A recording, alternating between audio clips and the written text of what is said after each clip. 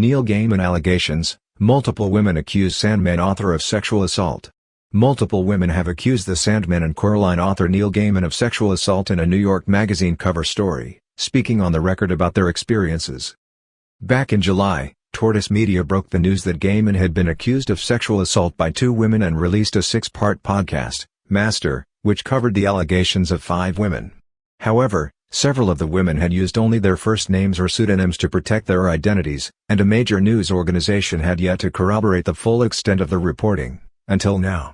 In the New York Magazine piece, titled "There Is No Safe Word," reporter Lila Shapiro spoke to 8 women who had similar experiences with Gaiman, 4 of which also participated in Tortoise's podcast. One of these women, Scarlett Pavlovich, was 22 when she first met Gaiman's ex-wife, Amanda Palmer, in New Zealand. They struck up a friendship before Palmer asked Pavlovich to help babysit her and Gaiman's 5-year-old child. Pavlovich said that the first time she met Gaiman, while waiting for the child to finish a playdate, he offered her a bath in a clawfoot tub in his garden. She alleges that he then joined her in the tub naked, asked for her to sit on his lap and sexually assaulted her. He put his fingers straight into my ass and tried to put his penis in my ass. And I said, "No, no."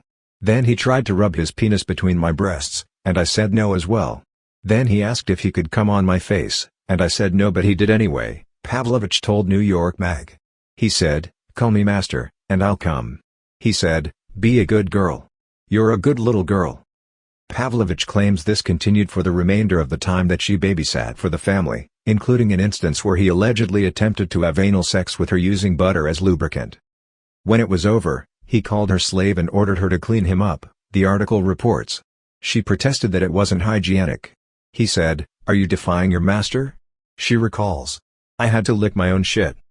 Representatives for Gaiman told the Tortoise podcast that sexual degradation, bondage, domination, sadism and masochism may not be to everyone's taste, but between consenting adults, BDSM is lawful.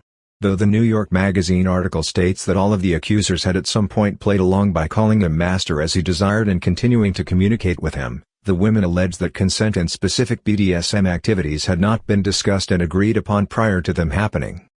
At another point, Gaiman was staying with his son at a hotel in Auckland and asked Pavlovich to watch the child as he got a massage.